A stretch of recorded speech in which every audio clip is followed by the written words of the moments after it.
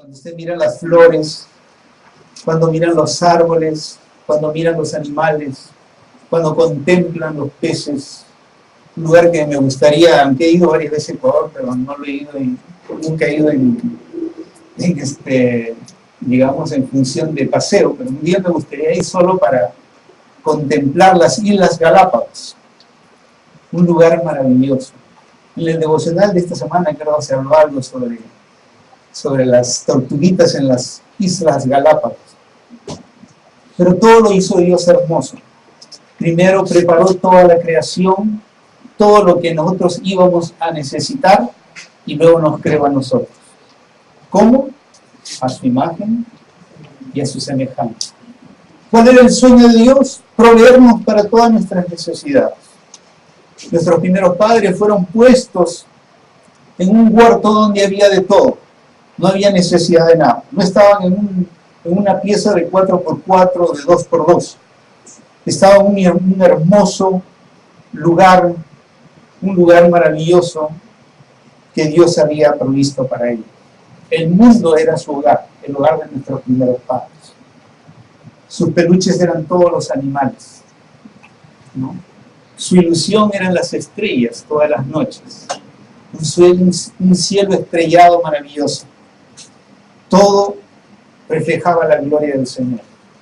Pero lo más hermoso es que el hombre podía tener comunión con el Señor. Nuestros primeros padres tenían una comunión perfecta con el Señor. Y eso era lo más grandioso. Lo más grandioso para el ser humano era esa comunión con el Señor. El sueño de Dios era que nosotros vivamos en su presencia, que andemos en su presencia, que como hemos cantado, esa presencia traiga para nosotros sanidad, liberación, provisión. Esos eran los sueños de Dios. Pero dentro de esa, de crearnos Dios a su imagen y semejanza, era el libre albedrío del hombre. Y por eso es que nuestros primeros padres pecaron. Dios le había puesto en el huerto el árbol de la ciencia del bien y del mal, y había puesto también el árbol de la vida.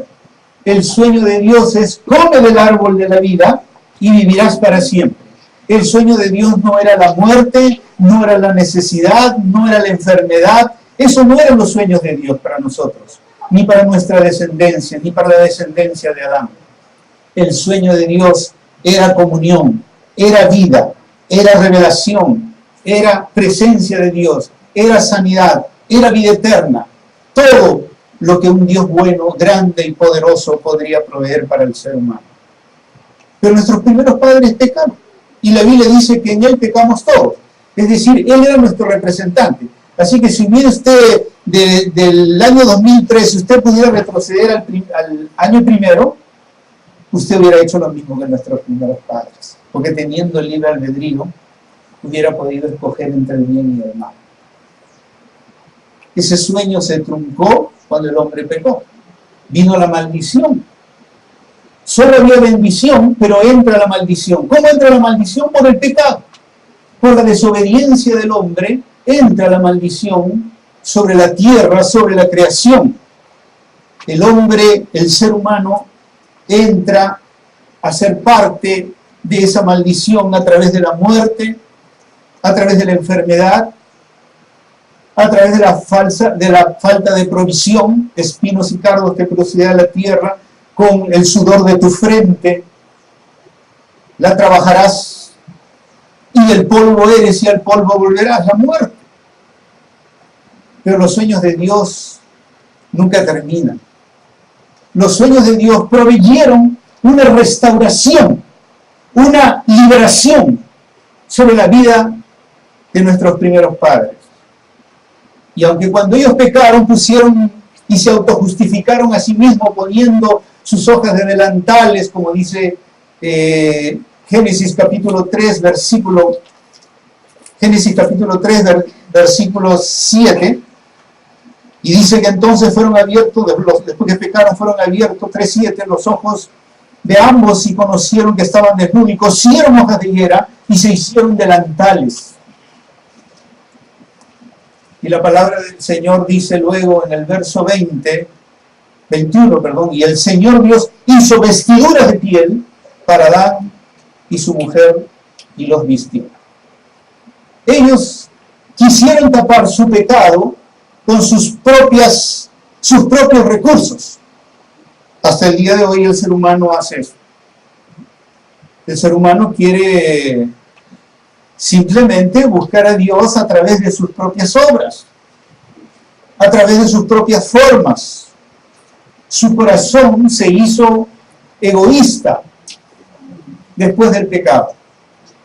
Pero Dios, en sus sueños, hizo una restauración.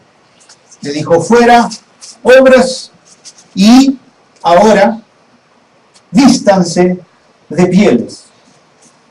Y el Señor hizo el primer sacrificio y derramamiento de sangre, instruyendo a nuestros primeros padres que la única forma de ser libres del pecado, libres de ser de la muerte eterna, libres de la maldición que había venido por el pecado, era el derramamiento de sangre. Era presentarse a Dios con derramamiento de sangre. Y por eso que cuando vimos acerca de Caín y Abel en el capítulo 4, en el versículo 3 dice que Caín trajo al Señor una ofrenda del fruto de la tierra, y también Abel por su parte trajo de los primogénitos de sus ovejas y de la grasa de los mismos, y el Señor miró con agrado a Abel y su ofrenda, pero no miró con agrado a Caín y su ofrenda.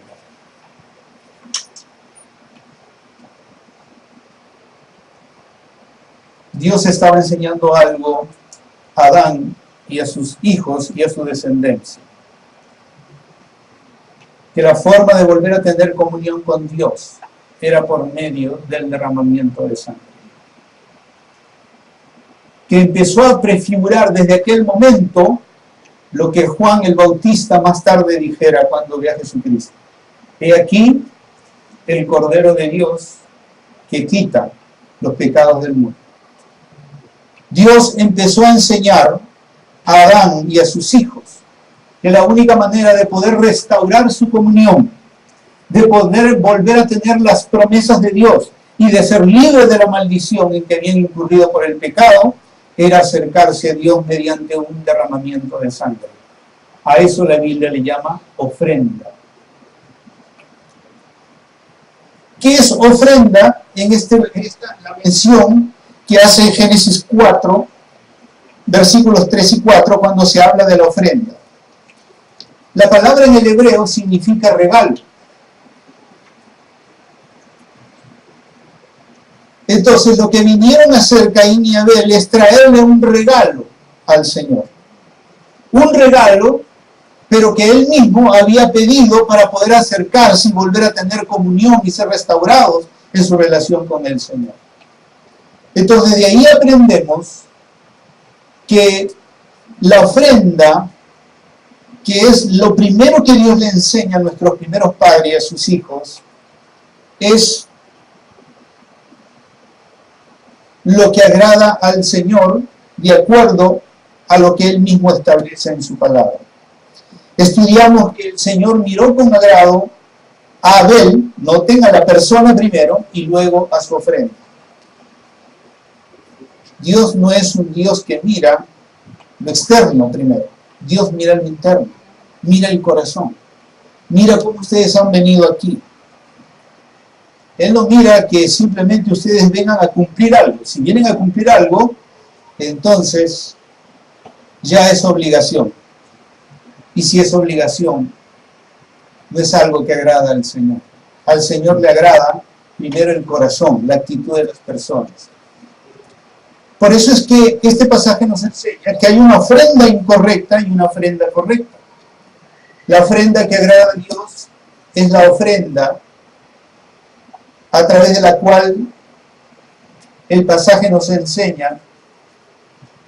Es una ofrenda que con una actitud de corazón sincero se trae aquello que Dios ha establecido en su palabra. Vimos en Hebreos capítulo 11, versículo 1 y 2, que la ofrenda que trajo la ofrenda que trajo Abel específicamente, La ofrenda de Abel fue una ofrenda de fe. Fue una ofrenda a través de la cual él dio al Señor en fe. ¿En fe de qué? ¿Fe en qué? Fe en la forma y la manera en que Dios había establecido para acercarse y tener comunión con él, mediante una ofrenda de derramamiento de sangre. Fue fe, entonces, una ofrenda de fe, y por eso esa ofrenda de fe recibió la aprobación de Dios. En el pasaje de Hebreos, capítulo 11, versículo 2, dice que por ella, por la fe, recibieron aprobación o testimonio los antiguos, nuestros antepasados, y entre ellos Abel. Abel dice por la fe, verso 4, por la fe ofreció a Dios un mejor sacrificio que Caín. Fue una ofrenda de fe. Y la ofrenda de fe es lo que le agradó al Señor, porque era una ofrenda conforme lo que Él había mandado en su palabra. El hombre, el ser humano, hoy día ha creado muchas religiones porque quiere acercarse a Dios como le da la gana. Igual que Caín, el espíritu caínita todavía sigue presente en el día de hoy. Yo me acerco a Dios, pero como a mí me parece. Me acerco a través de diversas formas y maneras, a través de diferentes formas de religión, a través de mis propios pensamientos, a través de lo que yo pienso, lo que a mí me parece. Ese es el espíritu caínita. Pero la ofrenda que agradó a Dios es la ofrenda de fe. ¿Fe en qué? En lo que Dios dijo, cómo debíamos presentarnos delante de Él. Esta ofrenda de fe es una ofrenda que agrada al Señor, porque es de fe. Y esta ofrenda de fe consistía en un sacrificio con derramamiento de sangre. No solamente eso, sino que era un acto de adoración. Caín y Abel vinieron a presentarse delante de Dios. Eso es lo que dice el pasaje. Vinieron a presentarse delante de Dios. Por lo tanto, la ofrenda es un acto de adoración a Dios. Dios quiere que cuando traigamos nuestra ofrenda, la traigamos como un acto de adoración. ¿Y qué es un acto de adoración?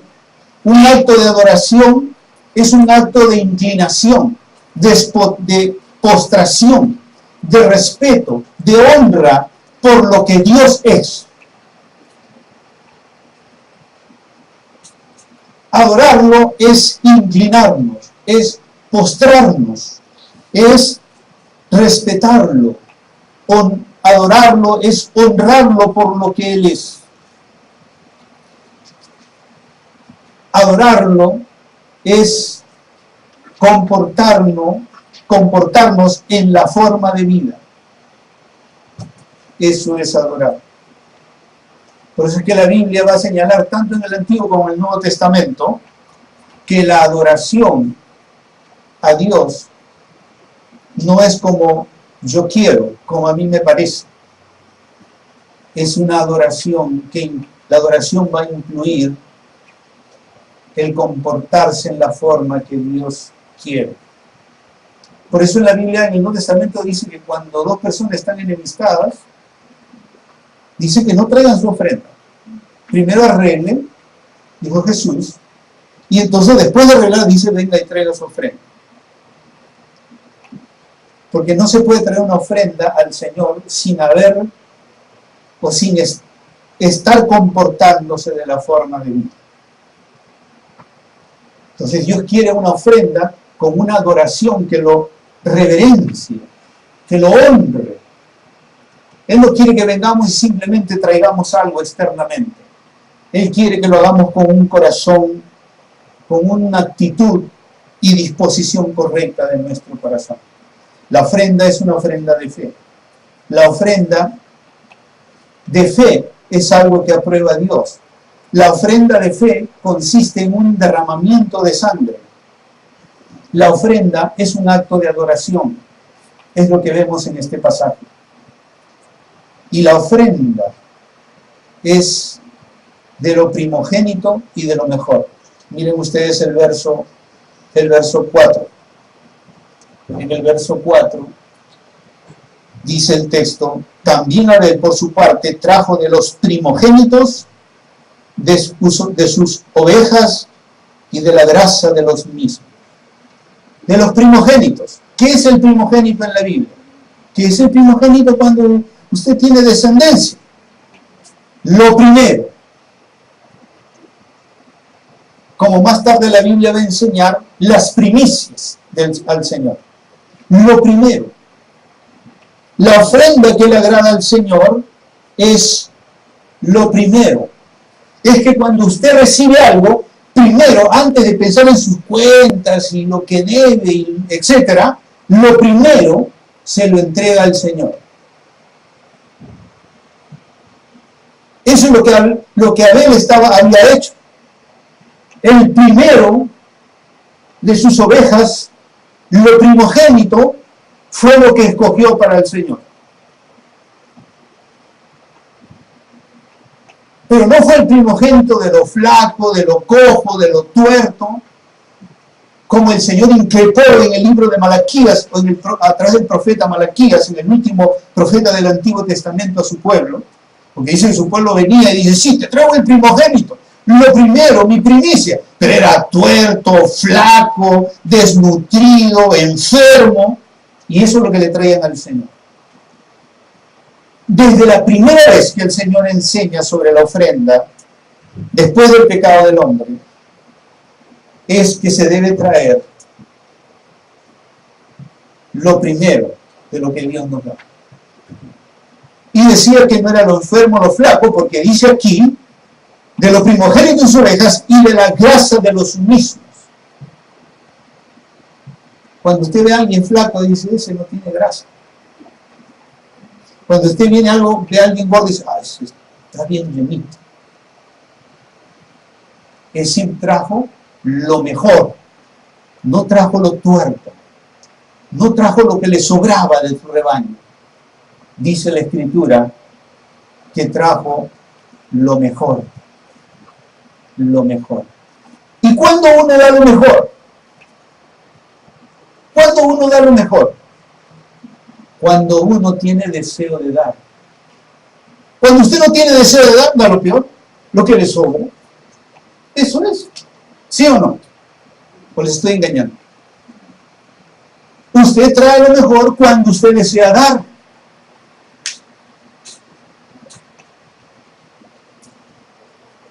También esto nos enseña, o Abel nos enseña, y Dios nos enseña, de que fue una ofrenda de gratitud. Si usted trae lo primero, es porque está reconociendo al Señor. Si usted trae lo más gordo, lo mejor, es porque usted está agradecido. ¿Sí o no? Si alguien le hace un favor, si alguien hace algo por usted, ¿usted qué trata de hacer si es agradecido? Dar algo. Dar algo lo primero. No viene alguien, usted hace algo por alguien, esa persona, si es agradecido, le va a decir: y hermanito, ¿y yo en qué podría ayudarle? ¿En qué podría hacer? ¿Hay algo que yo pueda hacer por usted cuando usted bendice a alguien? ¿No es así? Claro, si no le dice eso, es un malagradecido, ¿no? Porque debería haber una actitud de gratitud. Miren todo lo que nos enseña Abel. Su ofrenda fue una ofrenda de fe, porque ofreció a Dios un sacrificio de sangre, conforme a la palabra de Dios, conforme a lo que habían aprendido de sus padres, Adán y Eva. Fue un acto de adoración, porque porque eso significa postrarse, inclinarse, honrar al Señor. Y la Biblia dice en Proverbios 3:9, honra al Señor con tus bienes y luego con las primicias de todos tus frutos. Resultado, bendición, entonces tus graneros se llenarán con abundancia. Bendición por resultado de traer una ofrenda hacia el Señor se agradó.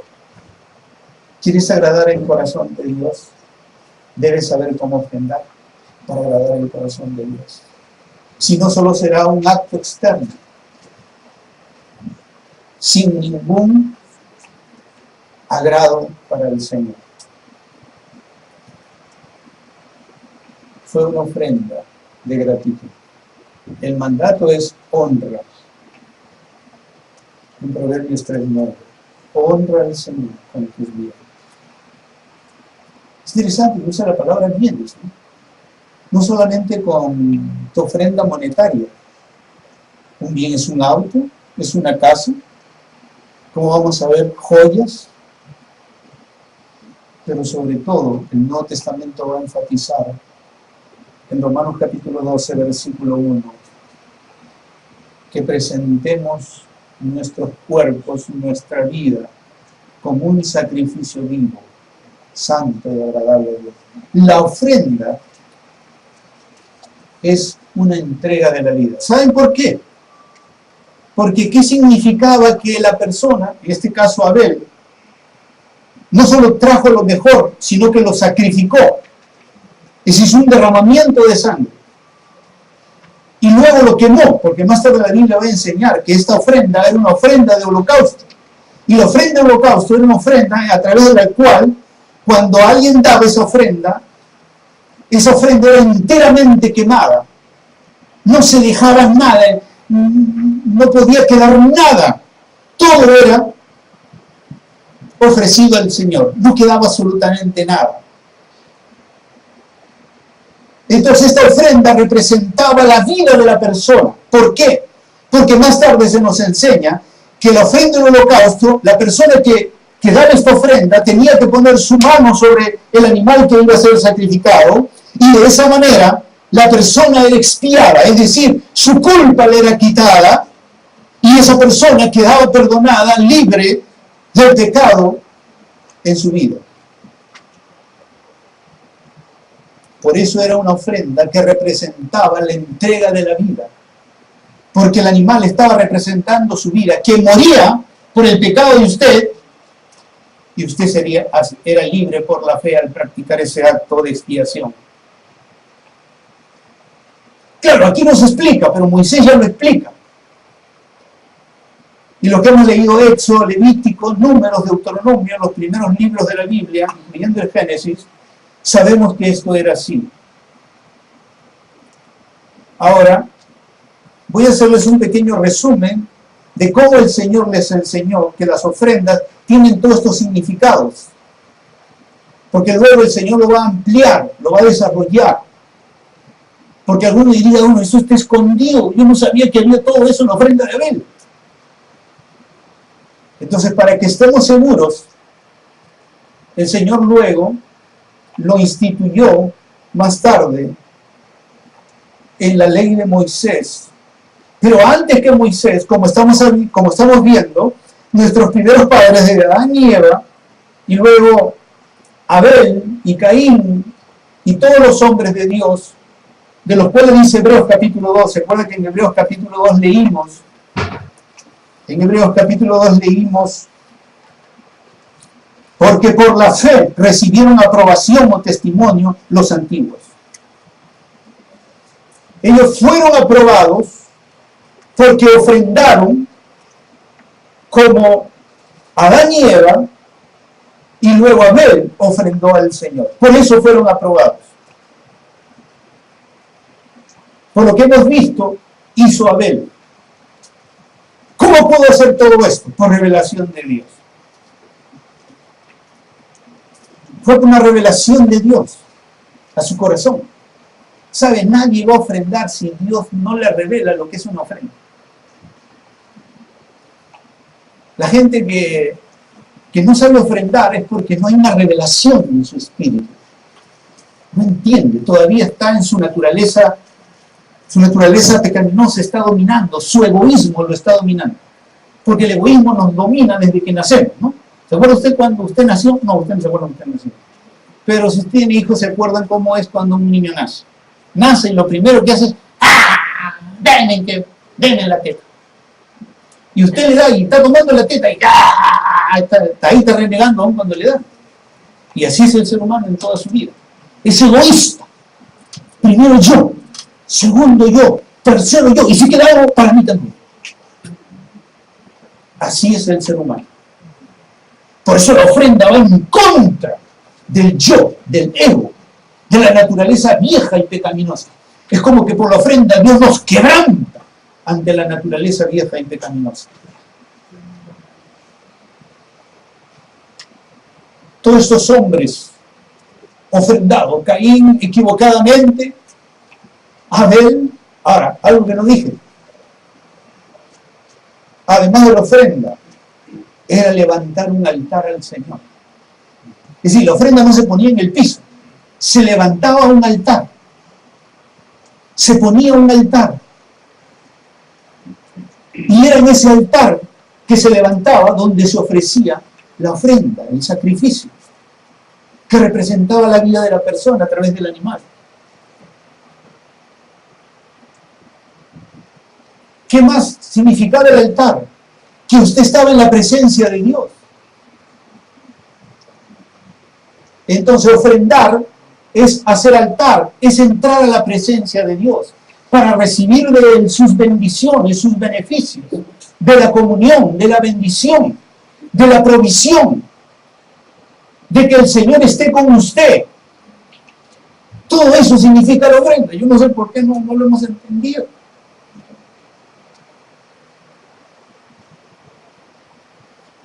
Abraham, en el capítulo 12, versículo 7, después de que Dios se le revela, él hace un altar al Señor. Y el altar implicaba todo lo que hemos visto en Abel. Implicaba fe, implicaba adoración, implicaba gratitud, implicaba derramamiento de sangre, implicaba hacer un altar. Y en el capítulo 12, versículos 7 y 8 dice que Abraham hizo eso cuando llegó a la tierra de Canaán. Luego, cuando más adelante salió de Egipto por la liberación del Señor, salió de Egipto porque en Egipto él había mentido y su esposa había sido tomada por el faraón, y Dios le da un sueño a este faraón y le dice: esa mujer no la puedes tocar tú, es de Abraham, mi siervo, así que devuélvela. Y entonces el faraón, lleno de temor, le devolvió a su mujer y le dijo: váyanse, y les dio vacas y les dio animales y tesoros, y Abraham salió lleno de riquezas de Egipto. ¿Qué hizo Abraham cuando salió de eso? Levantó un altar, ofreció una ofrenda al Señor, ofrenda de fe, de sacrificio, de adoración. Él estaba agradecido con el Señor por la liberación que le había dado el Señor de la muerte y haber sido librado, de no haber sido quitada la promesa de Él sobre su vida. Luego en el capítulo 18 lo mismo, Abraham siempre dando altar. En el capítulo 14, cuando Abraham con 300 personas va ante ejércitos que habían conquistado a Sodoma, a Gomorra y a otras naciones más, Abraham va con 300 hombres y los conquista. Y la Biblia dice que cuando Abraham regresa, le da al Señor el diezmo de todo. ¿Quién le enseñó a Abraham que además de ofrendar debía diezmar? Si no existía, Moisés viene 2000 años después. Recién Moisés lo enseña 2000 años después sobre la ofrenda y el diezmo. ¿Cómo sabía Abraham? Revelación. Cuando usted quiere realmente tener comunión con Dios, Dios le va a decir, hermano, por sueño, por visión, por la palabra. Bueno, ellos no tenían la palabra, pero Dios le decía por sueño y por visión, le mostraba cómo ser bendecido, cómo agradar al Señor. Así que Abraham podía haber tenido excusa, porque decía: bueno, es que no tengo un pastor, tengo una Biblia para que me enseñe que hay que ofrendar y que no. Usted lo tiene día y noche y ahí está en su cajería polveándose, pero no sabe qué es esa revelación. Acuérdense que los sueños de Dios son de bendición, y lo que nos instruye es para nuestra bendición, es para arrancarle el egoísmo del corazón y hacerlo vivir por fe. Y la Biblia dice que el justo vivirá por lo que ve. ¿Así será la Biblia? ¿Que el justo vivirá por lo que ve? Ah, si me da bien, le doy al Señor. Si no me da bien, no, pues un pobre no tengo.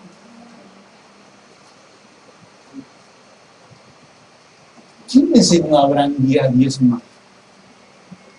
Bueno, Abraham sí ya le enseñó a Isaac. Y por eso Jacob, cuando se encuentra con el Señor, ¿recuerdan de esa escalera donde él en un sueño ve al Señor y el Señor le dice, te voy a dar la misma descendencia de Abraham y de Isaac, la misma promesa, perdón? Y entonces Jacob dijo, de todo lo que me des te daré el diezmo. Y no existía iglesia. No existía sacerdotes tampoco. El sacerdocio vino 2000 años después con Moisés. Pero ya ellos ofrendaban y diezmaban. Ahora, ¿se dan cuenta ustedes? ¿Ustedes diezmarían y ofrendían si no sabrían dónde dejarlo? Pero igual Dios lo hacían al Señor.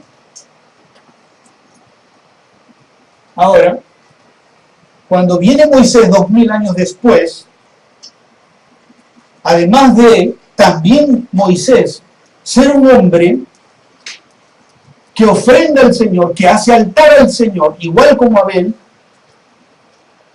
igual como Abraham, como Isaac, como Jacob, como los patriarcas, Moisés, además de eso, recibe una revelación de Dios y Dios le dice que mi pueblo traiga ofrenda para construir el tabernáculo. Ahora sí, va a haber un lugar donde se trae la ofrenda y donde se trae el diezmo al Señor. Y Dios va a mostrarle por revelación a Moisés que todo el pueblo debe traer esta ofrenda. Ahora se está hablando de una ofrenda ya no como la del holocausto, que era íntegramente dada al Señor, totalmente, se quemaba y se entregaba a Dios en holocausto. Ahora es una ofrenda para construir, es otro tipo de ofrenda. Ahora, la otra no cesó, simplemente se implementó otra ofrenda. ¿Y saben qué? Ahora, ustedes saben que ¿dónde estuvo el pueblo de Israel antes? Aquí está en el desierto, como dicen, está en el desierto. ¿Pero dónde estuvieron antes? 400 años. Esclavos en Egipto. ¿Y se acuerdan qué es lo que hizo el Señor antes que saliera? Le dijo, pídenle a los egipcios, pídanle vestidos, pídanle oro, plata, porque yo los voy a sacar y voy a hacer que los bendigan, porque 400 años me han servido, así que les van a hacer su paga, y su paga va a ser, pídenle. Y los egipcios le daban, porque ya pensaban que se iban a morir, porque el Señor había matado a todos los primogénitos del hijo del faraón. Entonces le empezaron a dar, no es como que si usted vea que su primogénito muere y usted ve que toda su familia se va a morir, entonces ¿qué importa? ¿No? Y empezaron a dar todo. Y entonces los israelitas estaban en el desierto con tesoros, con joyas, un montón de cosas. ¿Y usted qué haría en el desierto con joyas? Ah, es que el Señor tenía un propósito, pues. El propósito es que después ellos devolvieran. ¿Cómo? Porque el Señor les pide, le dice, tráiganme oro, tráiganme plata, bronce, tela, piedras, madera, aceite, incienso, piedras preciosas para mi templo. Y si usted lee esos pasajes, dice que lo trajeron de corazón, voluntariamente. Y lo trajeron hasta que sobró, hasta que Moisés tuvo que decir, no traigan más, está sobrando para la casa del Señor. No traigan más. Está en la Biblia, usted apunte los versículos y lo puede leer en casa. Entonces, ellos aprendieron a dar para la casa del Señor, no hasta que más o menos alcance el presupuesto. No, hasta que sobrara.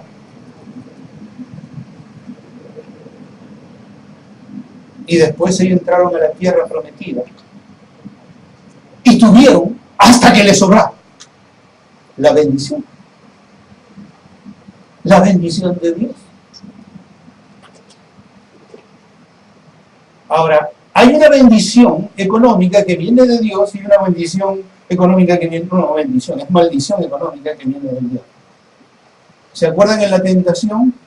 Cuando el diablo viene, ¿qué le ofrece a Jesús? Todos los reinos y los tesoros de este mundo te ofrezco si postrado me adoras.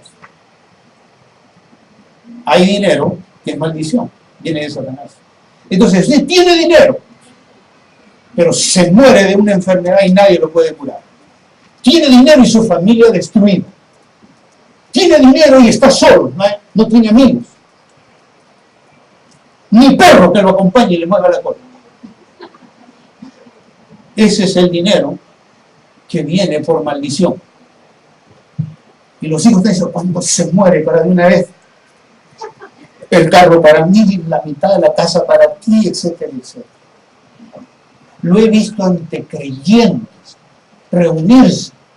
Yo le podía llamar a alguien que está aquí, no lo voy a hacer, que se reunieron todos los hermanos antes que su madre muera y dijeron, vamos a repartirnos la herencia.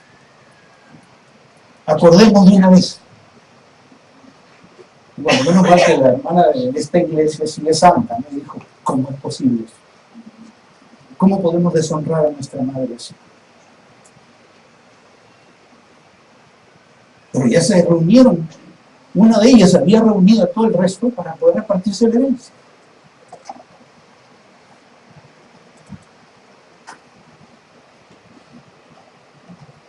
Ahora, esta fue otra ofrenda, ya no era del holocausto, era para la obra del Señor. ¿Qué otro tipo de ofrenda se menciona en el Antiguo Testamento? Cuando el pueblo de Israel ya está establecido, todavía en el desierto, pero ya están establecidos y se hace el tabernáculo, entonces el templo, ¿no es cierto? El templo móvil, por eso se llama tabernáculo, tienda, el Señor le dio a Moisés la instrucción para que se dieran 5 clases de ofrenda. La primera era la del holocausto, la que ya habían practicado Abel y todos los patriarcas. Esta ofrenda era presentada por ser pecadores. O sea, Dios le dijo, la ofrenda del holocausto va a ser porque ustedes son por naturaleza pecadores. Reconozcan, para que reconozcan que tienen una naturaleza pecaminosa. Y como tienen una naturaleza pecaminosa, yo soy santo, entonces tienen que venir con una ofrenda por su pecado, por su naturaleza pecaminosa. De esa manera ustedes quedarán aceptados. Será por expiación, derramamiento de sangre y quemar toda la ofrenda. Con esta ofrenda, ellos estaban dedicando su vida y sus posesiones a Dios. ¿Por qué? Porque esta ofrenda indicaba que el animal moría en vez de ellos. Es decir, el oferente que daba vida, quedaba vivo, es porque su vida estaba siendo dedicada al Señor. Es el propósito de la ofrenda. Que el ser humano recordara que es pecador por naturaleza y no se puede, a menos que Dios diga cómo, no puede acercarse a un Dios santo. Miren, si Dios trajera esta ley ahora, probablemente muchos de nosotros moriríamos con la ofrenda en el altar. Algo que no le dije de Abel es que la palabra que se menciona en relación a Abel y la ofrenda es una palabra en hebreo que también significa fuego. La palabra agradar, cuando dice que Dios se agradó, tiene un significado en el hebreo que significa fuego. Entonces yo me pregunté, ¿por qué tiene que significar fuego? Y lo entendí después. ¿Se acuerdan de la ofrenda de Elías? ¿Se acuerdan de la ofrenda de Gedeón? ¿Qué pasó cuando ellos presentaron su ofrenda al Señor? Vino un fuego del cielo y consumió la ofrenda. Es decir, que ellos no tuvieron que prender la ofrenda, o como los sacerdotes prendieron la ofrenda en el tabernáculo, sino que en el principio, cuando se traía una ofrenda correcta, entonces el fuego de Dios venía y consumía a la víctima. Si eso pasara hoy, no sé cuántos quedaríamos en la iglesia. Porque tenía que ser una ofrenda correcta.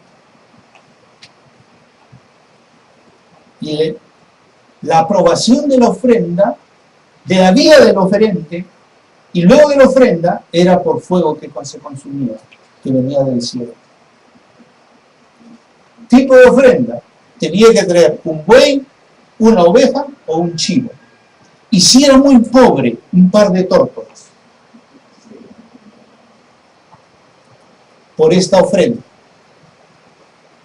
Era una ofrenda de reconocimiento voluntario. Todo el que en Israel reconocía esta palabra, que somos pecadores por naturaleza, venía y traía su ofrenda. Y también el sacerdote, o el sumo sacerdote, una vez al año, hacía esta ofrenda del holocausto por todo el pueblo y por él mismo, por todos los sacerdotes. Porque en esa ocasión, una vez al año, tenía que entrar al lugar santísimo. Y si él no hacía esta ofrenda por el pueblo y por él, cuando entraba al lugar santísimo, moría. El Señor lo consumía. Así que tenía que hacer. Eso significaba que siendo pecador por naturaleza, no se podía acercar a un Dios santo, a menos que Dios quitara su pecado, que eso era la expiación. Y era un acto de fe hacer ofrenda de holocausto. Por eso es que la ofrenda no se trae como uno quiere. Dios dijo es buey, y si no es buey es oveja, y si no es oveja es chivo, y si eres muy pobre, un par de tórtolas.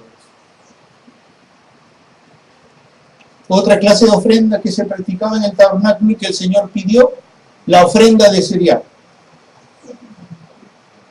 Esta ofrenda era una ofrenda de agradecimiento al Señor. Era ofrenda de cereal, harina, aceite, y también era acompañada de incienso.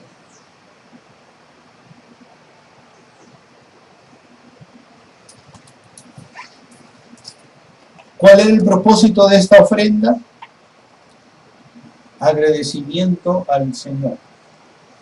Y a la vez significaba que la persona estaba dedicando su vida para servirle al Señor. Es diferente a la del holocausto.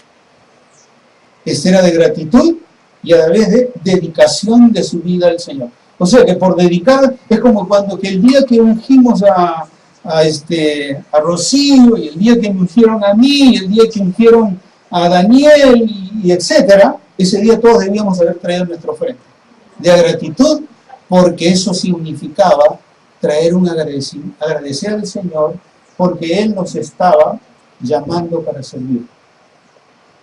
¿Había una ofrenda por eso? La ofrenda de paz. Recuerden de que la Biblia enseña que nuestro pecado nos aleja de Dios. Había una ofrenda de paz. Esta ofrenda de paz se entregaba para poder participar de las bendiciones de la comunión con Dios. Si una persona quería tener comunión con Dios, quería estar en la presencia de Dios, gozar de las bendiciones de la comunión con Dios, entonces traía una ofrenda de paz. Porque él sabía que su pecado de alguna manera lo alejaba de Dios. ¿Cuál era esa ofrenda? Era buey, oveja o chivo. Aquí no está, pero había 3 ofrendas de paz. En el texto que aparece allí, si ustedes lo leen en casa, son 7 capítulos del libro de Levítico. Los primeros 7 capítulos del Levítico hablan de todas estas ofrendas que estoy mencionando. La primera ofrenda de paz era de acción de gracias. Y dice en el texto del capítulo 7 que era dada por una bendición inesperada o por recibir una liberación de parte de Dios. Cuando una persona recibía una bendición inesperada, traía ofrenda de acción de gracias. Es decir, reconocía que esa bendición inesperada era del Señor, y entonces sacaba una ofrenda de esa bendición inesperada y la traía a la casa del Señor por mandato del Señor. Dios quería que su pueblo fuera agradecido y que entendiera que todo lo que recibían venía de parte de Dios, como dice Santiago capítulo 1. Todo don perfecto desciende de lo alto, del Señor. O también cuando una persona experimentaba algún tipo de liberación, suponiendo una sanidad, o que alguien era su enemigo y se liberaba de ese enemigo, entonces traía una ofrenda de acción de gracias al Señor. La segunda ofrenda era ofrenda de paz, de voto. Cuando una persona hacía una petición al Señor para bendición o para liberación, la Biblia dice que se daba una ofrenda de voto. El Señor le enseñó a su pueblo que cada cosa que pidiera y recibiera la bendición, entonces debería traer una ofrenda de voto, una ofrenda como promesa. Es como cuando usted dice: Señor, si tú me libras de esto, yo voy a bendecirte. Voy a devolverte como una ofrenda de bendición, por mi liberación, por mi sanidad, o por lo que te haya pedido. Esa era la ofrenda de voto. Y dentro de la ofrenda de paz también había, en el pasaje se nos enseña, la ofrenda voluntaria. Esta ofrenda voluntaria de paz era para expresar agradecimiento en general por cualquier cosa que el pueblo de Dios quería expresarle agradecimiento por cualquier cosa, y también por amor al Señor sin haber recibido ninguna bendición específica. Es simplemente que uno se levanta y dice: Señor, gracias porque estoy con vida, gracias porque tengo mi esposa, tengo mis hijos, mi trabajo, y venía y traía su ofrenda por eso, por gratitud y por amor al Señor. No era porque había algo específico, como las anteriores. Simplemente es como cuando un esposo se levanta en la mañana, ¿no es cierto? Y dice: Señor, gracias por mi esposa, y le da un beso, y la apachurra, etc. Es una actitud de agradecer por tener a la persona que uno ama. Esta era la ofrenda voluntaria. Esta es la tercera ofrenda: holocausto, cereal, ofrenda de paz. Y luego venía la ofrenda, la cuarta ofrenda, parece que son 5, la ofrenda por el pecado y la ofrenda por la culpa. La ofrenda por el pecado, en los pasajes que están mencionados allí, era dada por pecados específicos y que inadvertidamente la persona había cometido para ser perdonada. Mediante la ofrenda que se hacía por el pecado, era para hacer expiación, porque se necesitaba perdón, y la restitución, si es que alguien tenía que ser restituido, no era posible. Entonces, por esa razón es que tenía que ofrecerse una ofrenda por el pecado. Esto quiere decir que si la persona cometía algún tipo de pecado, como por ejemplo, se menciona ahí como ejemplo, no declarar lo que sabe cuando se le llama testificar, contaminarse sin darse cuenta por tocar cualquier cosa inmunda, hacer un juramento sin pensar. O sea, cuando había un pecado, que todos cometían pecado diariamente, traían una ofrenda por ese pecado que habían cometido. Uy, si eso fuera hoy día, nos quedaríamos pobres todos, porque pecamos a cada. Pero había una ofrenda por el pecado, por los pecados que se cometían a diario. La del holocausto era por la naturaleza pecaminosa, reconociendo que hay una naturaleza pecaminosa en nosotros, pero esta era ya por los actos pecaminosos. Y lo mismo en relación a la ofrenda de la culpa. También era por expiación, pero aquí sí, cuando era una ofrenda por la culpa, se hacía restitución. Es decir, que además de dar la ofrenda, que en este caso era solo carnero, la persona tenía que restituir. Por ejemplo, si alguien engañaba a su prójimo, dándole algo como un depósito que se le había confiado y lo engañaba, no solamente tenía que traer una ofrenda por esa culpa, sino que además tenía que devolver 25% más. No, perdón, 25%, 5 veces más de lo que había engañado. Si la persona robaba, extorsionaba o mentía, tenía que hacer restitución añadiendo la quinta parte. O sea que además de traer su ofrenda tenía un castigo, ¿no?, de devolver 5 veces más con lo que había engañado, robado, extorsionado o mentido. La ofrenda de la culpa. Ya iban 5 ofrendas. Más la ofrenda por el templo. ¿Cuántas ofrendas van? 6 ofrendas. Ahí, pero no hay cabra, hay 9 todavía. Para que ustedes vean que si el Señor manda estas ofrendas es para quitar lo mezquino del corazón y saber acercarse a un Dios santo. La otra ofrenda es la ofrenda de las primicias. La ofrenda de las primicias. ¿Qué significa primicias? Significa lo primero. El Señor mandó a su pueblo que trajera lo primero de todos los frutos. Recuerden que era una sociedad agrícola y ganadera. Entonces, el primer fruto, vamos a suponer, salían los primeros higos. Eso no se lo comía el dueño. Esos primeros frutos, los que maduraban primero, de cualquier árbol que hubiera en su chacra, en su fundo, se ponía en una canasta, así dice la Biblia, se ponía en una canasta y se traía al templo. Pero no solamente, si tenía higos, si tenía parras, si tenía cualquier tipo de fruto, todos los primeros se traían a la casa del Señor. Pero como era una sociedad donde se sembraba, entonces también se traía, por ejemplo, grano, ¿no es cierto? El grano. Si sembraban cebada, entonces por decir, entonces traía el grano, lo primero que se cosechaba del grano, los primeros frutos que ustedes han visto en una chacra, ¿no? Hay primeras plantas que empiezan a salir primero el fruto, y se puede cosechar primero, luego ya se cosecha todo, ¿no? Bueno, eso primero era la primicia y se traía a la casa del Señor. Pero también cuando sacaban, por ejemplo, hacían la vendimia, ¿no es cierto? Y se preparaba el vino, también el primero, lo primero que se sacaba, eso se traía a la casa del Señor. Y lo mismo con el aceite, se cosechaban las aceitunas y cuando se hacía el aceite, el primer pote de aceite, vamos a decir, se traía a la casa del Señor.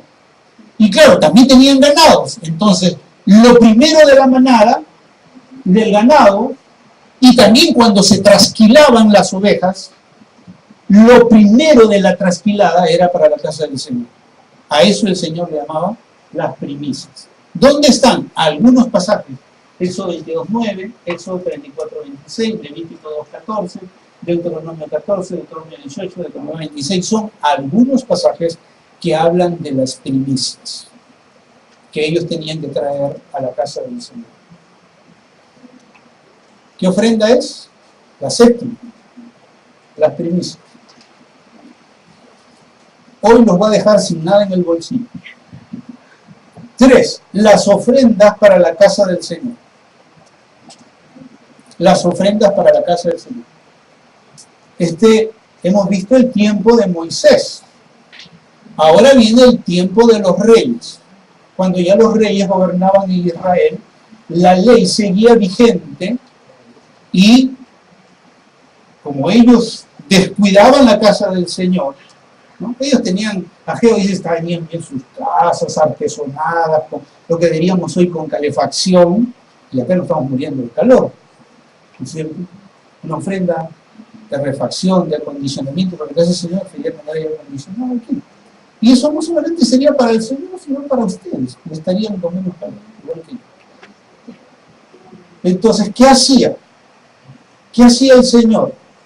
Pedía que como ellos no traían su ofrenda, veían sus casas y se preocupaban en sus casas. Pero veían la casa del Señor, no se preocupaban.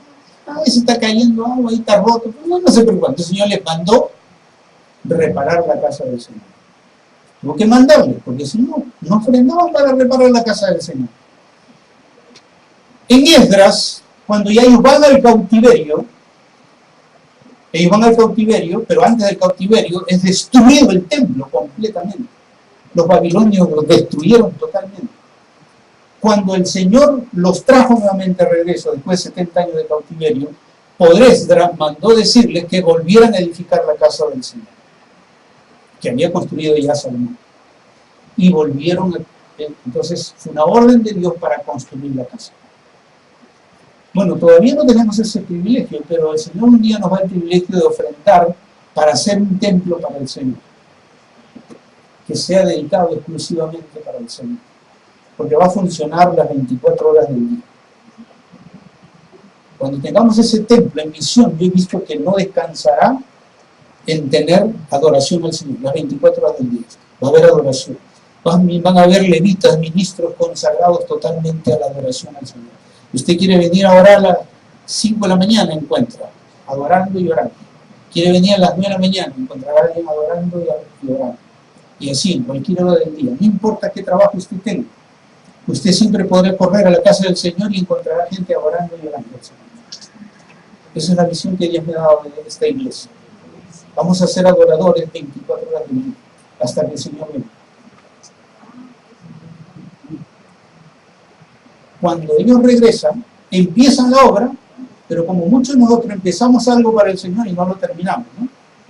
Decimos, sí, Señor, te voy a dar el primer mes doy, el segundo también, el tercero, y el cuarto, ya estoy flaqueando. El 6, me olvidé que hice una promesa.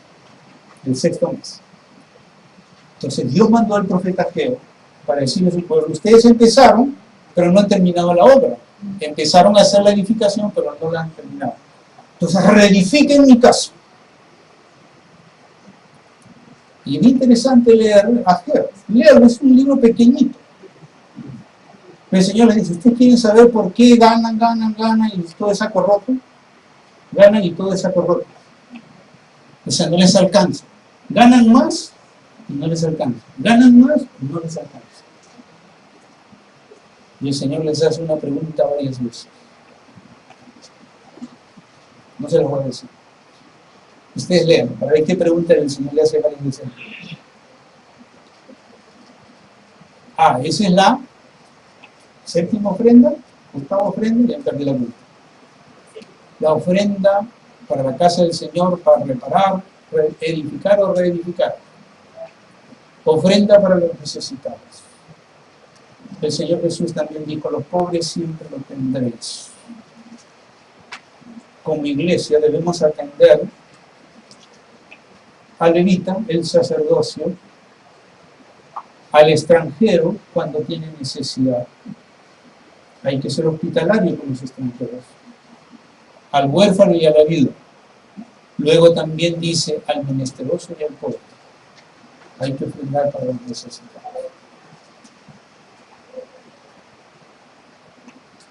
Y luego, la otra ofrenda que es mencionada en la ley de Moisés dada por el Señor es ofrenda para sostener a los que ministran en la casa del Señor.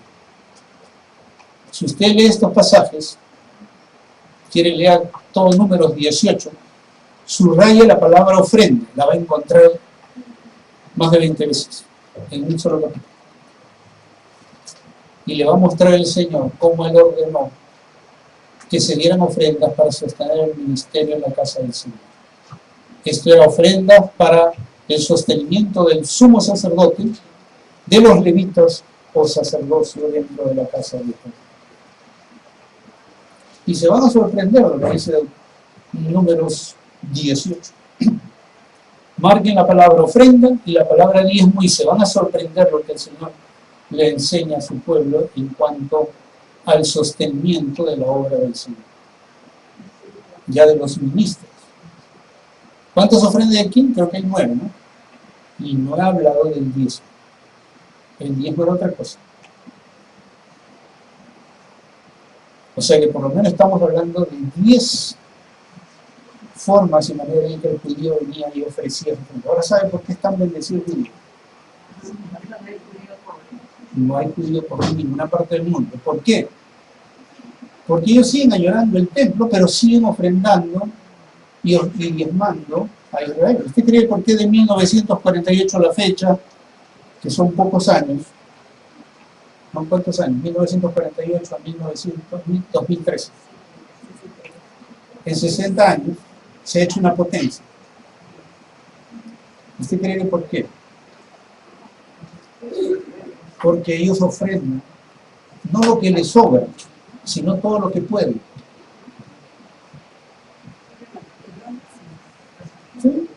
Mataron 7 y dice que habían cuentas bancarias, todos esos que habían muerto en Suiza. Y con mucho de ese dinero se levantó Israel cuando se formó la nación en 1948. Millones y millones de dólares habían en cuentas suizas de esas personas y fueron llevadas a Israel. Yo mismo he presenciado cuando viajé en el año 90 aviones, cantidad de aviones que venían en ese tiempo trayendo israelitas de todas partes del mundo. Y yo pregunté, ¿y cómo pone? Porque venía, usted ve gente pobre, venía gente pobre, de países pobres, que habían estado sometidos, esclavizados los judíos, después del año 1948. Y decían que había una ofrenda especial de los judíos de otras naciones que mandaban para traer a todos sus hermanos de todos los países del Estado.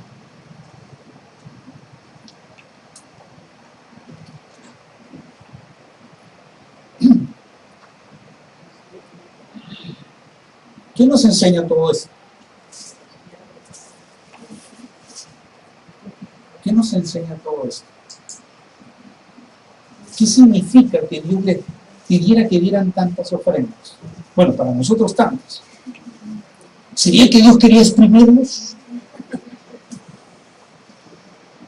¿Sería que Dios quería dejarlos pobres? Les pedía tanto que quedaron pobres.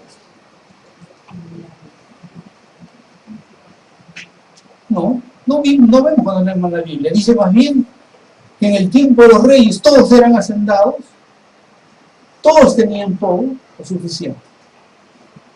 Un ejemplo, pastores Salomón ofrendaba todo el tiempo y fue el más rico de todo el mundo y hasta la fecha. Claro, un pasaje que habla de eso está en Segunda de Crónicas. Segunda de Crónicas, en el capítulo que habla de las ofrendas. No, Primera de Crónicas, que dice al final del reinado de...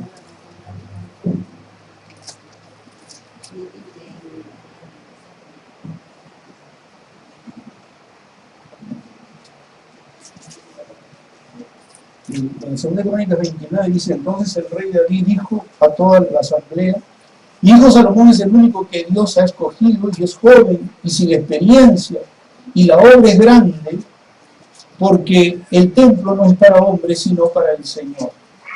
Con toda mi habilidad he provisto para la casa de mi Dios el oro para las cosas de oro, la plata. O sea, él dice que él ha provisto oro, plata, para las cosas de plata, bronce, para las cosas de hierro, para las cosas de hierro, madera, cosas de madera, también piedras de ónice, piedras de engaste, piedras de antimonio, piedras de varios colores, toda clase de piedras preciosas y piedras de alabastro en abundancia. Además, en mi amor por la casa de mi Dios, el tesoro que tengo de oro y de plata, lo doy a la casa de mi Dios, además de todo lo que ya he provisto para la santa casa. Es decir, verso 4, 102 toneladas de oro. Si ustedes tuvieran toneladas de oro, ¿darían 100? No, ustedes no voy a invertir. Pero eso habla de la riqueza que tenían ya en el tiempo de David y Salomón. Solamente él dio 102 toneladas de oro, 238 toneladas de plata, el doble, para revestir, dice, las paredes de los edificios de la casa del Señor.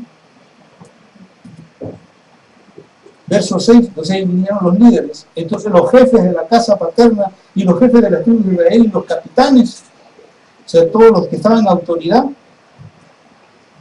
dice, ofrecieron voluntariamente sus donativos. Verso 7, y para el servicio de la casa de Dios dieron 170 toneladas y 10.000 monedas, 85 kilos de oro, 1.340 toneladas de plata, 612 toneladas de bronce y 3.400 toneladas de hierro.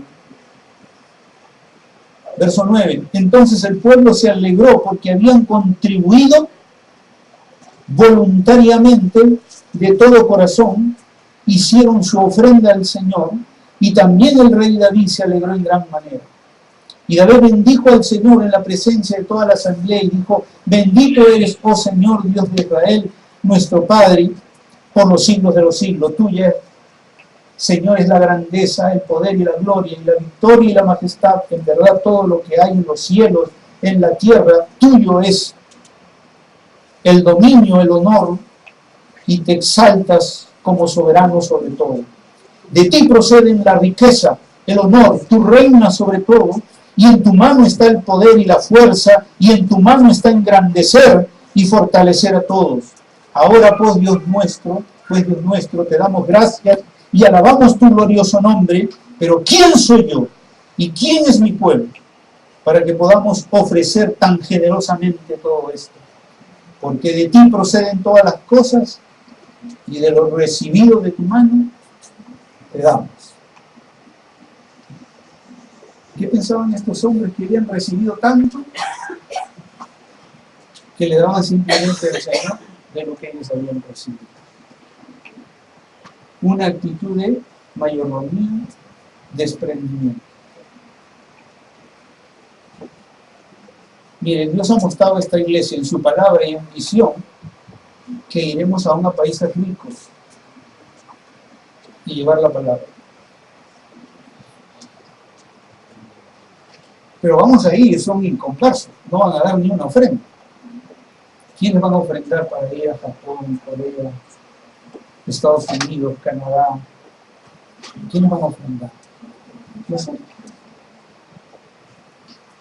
Y cuesta mucho dinero llevar gente a otros países en Europa y al Asia.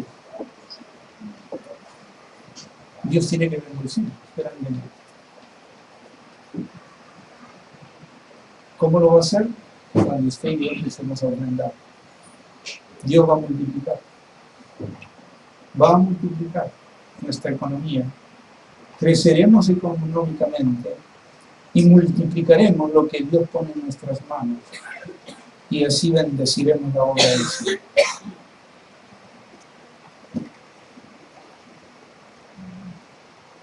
La ofrenda es el plan económico de Dios para que los sueños y visiones y la palabra profética se cumplan en usted en relación a su economía.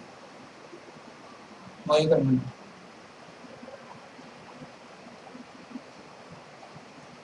Yo estoy pidiendo a Dios que ponga espíritu empresarial en ustedes, porque cuando uno vive de un trabajo es limitado.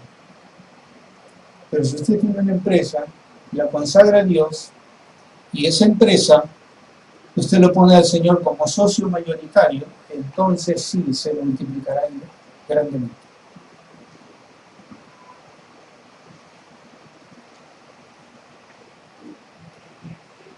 Y no hemos hablado del diezmo. Solo hemos hablado de la ofrenda. Entonces, ¿el diezmo es mayor que la ofrenda?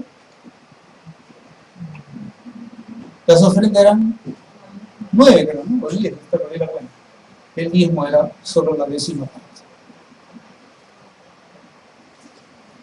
¿Por qué no se habla del diezmo en el Nuevo Testamento en las iglesias? Sino solo de la ofrenda. Porque la ofrenda era 10 veces más que el diezmo. Por eso es que en el Nuevo Testamento ya no se habla del diezmo. Y la otra razón es porque cuando ustedes lean el número del capítulo 18, lean que es un capítulo y marquen la palabra ofrenda y la palabra diezmo, se van a dar cuenta que el diezmo era una ofrenda. Era una de las ofrendas más que hemos visto aquí.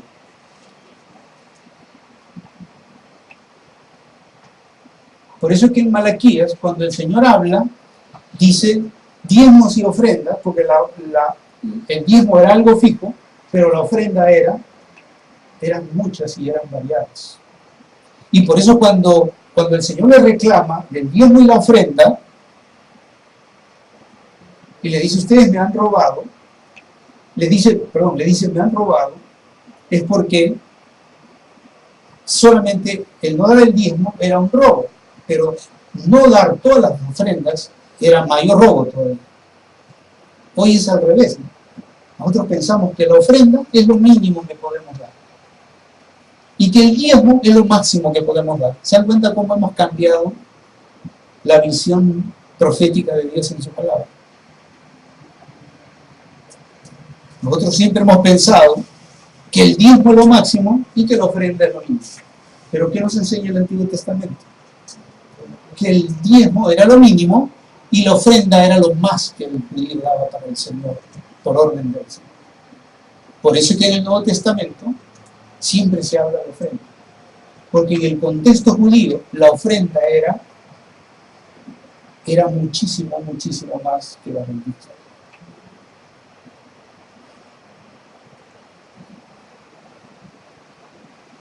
Ahora, en el Nuevo Testamento ya se enseña de una forma específica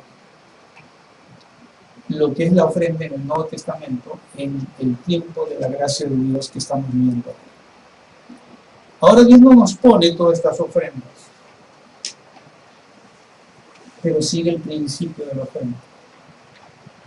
El principio de dar, que nos va a enseñar el Nuevo Testamento. Todo esto que ellos dieron, aunque eran 9 o 10 tipos de ofrenda, era conforme a sus fuerzas. Todo lo que recibían, conforme a su fuerza daban, ¿no es cierto?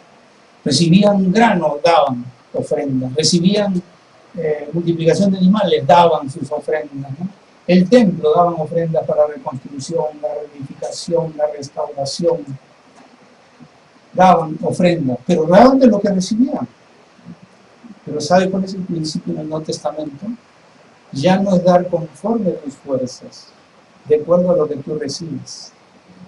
En el Nuevo Testamento dice que los macedonios dieron, lea 2 Corintios capítulo 8 y 9, los macedonios dieron, no solo dice conforme a sus fuerzas, sino que dieron más allá de sus fuerzas. Ese es el principio de la ofrenda en el Nuevo Testamento. Pero es todo un tema. Es todo un tema. El dar ya no conforme a las fuerzas, 10 ofrendas, el diezmo, sino dar conforme o más allá de nuestras fuerzas. ¿Y cómo le llama el Señor en el Nuevo Testamento? Es una introducción para el próximo estudio del próximo domingo. ¿Cómo le llama el Señor a esta ofrenda en el Nuevo Testamento? Le llama la gracia de dar. 2 Corintios capítulo 8 y 9. La palabra clave en el capítulo 8 de 2 Corintios es la palabra gracia. Márquenla. Gracia, gracia, gracia. Y el Señor dice que es dar con gracia de Dios. Es una ofrenda de gracia. Así se le llama. La ofrenda de gracia. Que ya no es conforme a nuestras fuerzas, sino más allá de nuestras fuerzas. Pero para que eso llegue a ser una experiencia en nuestra vida, hay una visión de Dios en su palabra. Esa visión está en Ezequiel, ¿qué capítulo? ¿Lo sé? Para que se cumpla la visión de Dios. 37, si no nos equivocamos. ¿Cuál es la visión de Dios para que esta palabra de la ofrenda de gracia se cumpla en nuestras vidas? Es que la iglesia es como un valle de huesos secos en el día de hoy. Dios tiene que levantar esos huesos secos. Y luego tiene que ponerle tendones. Y luego tiene que ponerle carne. Y finalmente tiene que ponerle el Espíritu del Señor. Ahí es donde vamos a ofrendar con la gracia de Dios. Si no, la iglesia de hoy en día es la iglesia que debería ofrendar más, porque tenemos más recursos. Pero sin embargo, somos como un valle de huesos secos. No podemos ofrendar conforme a la visión de Dios, porque tenemos que levantarnos de aquello que nos ha quitado la visión de Dios, de poder dar conforme a la gracia de Dios. Y ahí no hay límite. Y es donde la Biblia dice, es hacer tesoros en los cielos. Porque aquí en la tierra todo se va a corromper y un día se va a terminar. Usted se imagina hacer dinero y después los hijos estén peleando por la herencia. O hacer dinero y que la obra de Dios se establezca en todo lugar. Muchas almas darán gracias a Dios, en la tierra y en el cielo.